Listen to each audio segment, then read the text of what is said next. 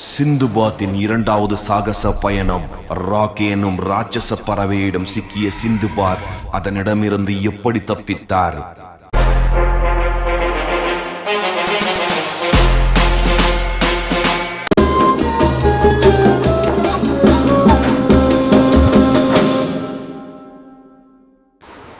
ஒரு ஆண்டுகளுக்கு பிறகு நான் பாக்தாத் திரும்பினேன்.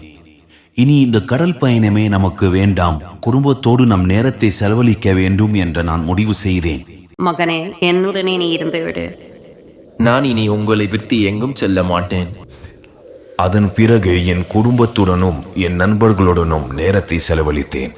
6 மாதங்கள் ஓடியது. என் நாட்களும் இனிமையாகவும் அமைதியாகவும் சென்று கொண்டிருந்தது.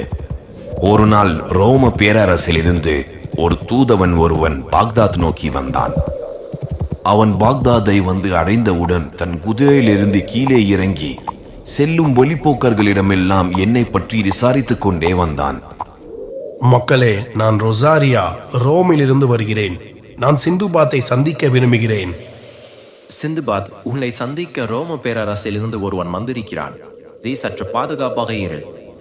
கவலைப்பட வேண்டாம் ஹக்கீம், யார் என்று நான் பார்த்து வருகிறேன்.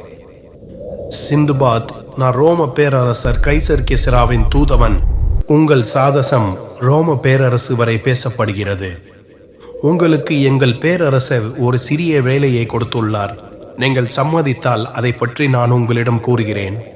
முதலில் நீங்கள் கூறுங்கள், எனக்கு பிடித்திருந்தால் நான் சம்மதிக்கிறேன். எங்கள் பேரரசர் அவர் தந்தையின் சிலையை வடிவமைத்துள்ளார். அதன் கண்களை ரூஹி வைரத்தை கொண்டு அலங்கரிக்க விரும்புகிறார். அதை நீங்கள் கொண்டு வர வேண்டும். உங்கள் பயண செலவு அனைத்தையும் எங்கள் பேரரசர் ஏற்றுக்கொள்வார். மேலும் ஒரு வைரத்திற்கு 80,000 பொற்காசுகள் தருவதாக அவர் வாக்குறுதி கொடுத்துள்ளார். அந்த வைரம் பார்போசா தீவில் உள்ளது. அதற்கான வரைபடம் இது. உங்கள் பேரரசரின் கட்டளையை நான் ஏற்றுக்கொள்கிறேன். விரைவில் என் பயணத்தை நான் தொடங்குகிறேன். நீ பயணத்திற்கான ஏற்பாடை செய் சிந்துபாத். நாம் நம் நண்பர்களுடன் செல்வோம். நீ என் உயிர் தோழன் ஹக்கீம். அனைத்து ஏற்பாடுகளையும் செய்துவிட்டு என் நண்பர் குழுவுடன் நான் பார்போசா தீவை நோக்கி பயணித்தேன். இந்த வழியில் பயணித்தால் நம் விரைவில் அந்த தீவை அடைந்து விடலாம். சரி ஹக்கீம், நீ சொல்லும் வழியிலே செல்வோம். அது ஒரு மர்மத்தீவு சிந்துபாத். அந்த தீவை பற்றி சொல் ஹக்கீம். அது ஒரு மர்மத்தீவு. அங்கு சென்றவர்கள் யாரும் உயிரோடு திரும்பியதில்லை. அங்கு எனக்கு ஏதும் அசம்பாவிதம் நடந்துவிட்டால்?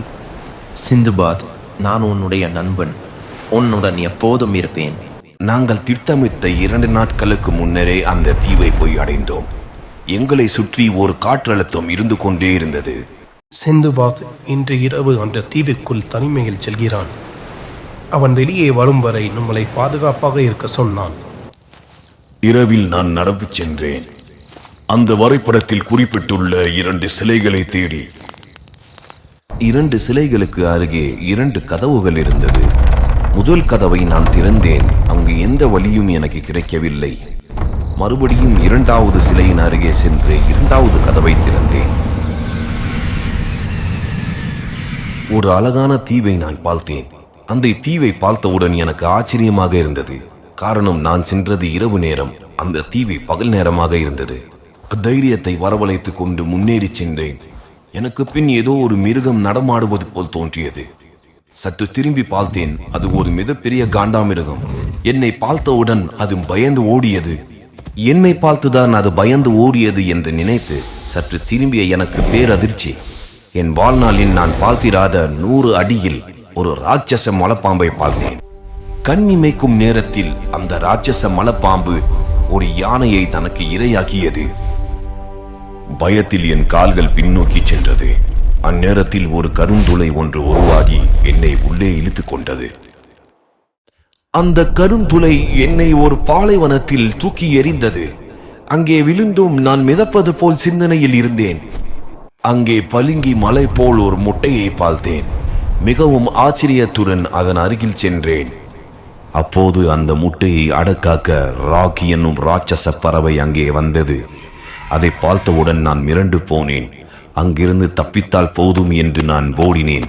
மாலுமிகள் கூறிய கட்டுக்கதையில் கேட்ட ராக் என்ற பறவையை நேரில் பார்த்தவுடன் கண்முன் தெரியாமல் ஓடிய நான் ஒரு குகையின் பள்ளத்தில் விழுந்தேன். அங்கே என் கண் முன்னே வைரங்களும் முத்துக்களும் கொட்டி கிடந்தது. எனக்கு மிகவும் ஆச்சரியமாக இருந்தது. அங்கே நான் தேடி வந்த ரூஹி வைரத்தை கண்டேன். அதை ஒரு கொடிய விஷப்பாம்பு பாதுகாத்து கொண்டிருந்தது. கொடிய விஷப்பாம்புகளுக்கு நடுவே மாட்டிக்கொண்ட சிந்துபாத் அங்கிருந்து எப்படி தப்பித்தார்?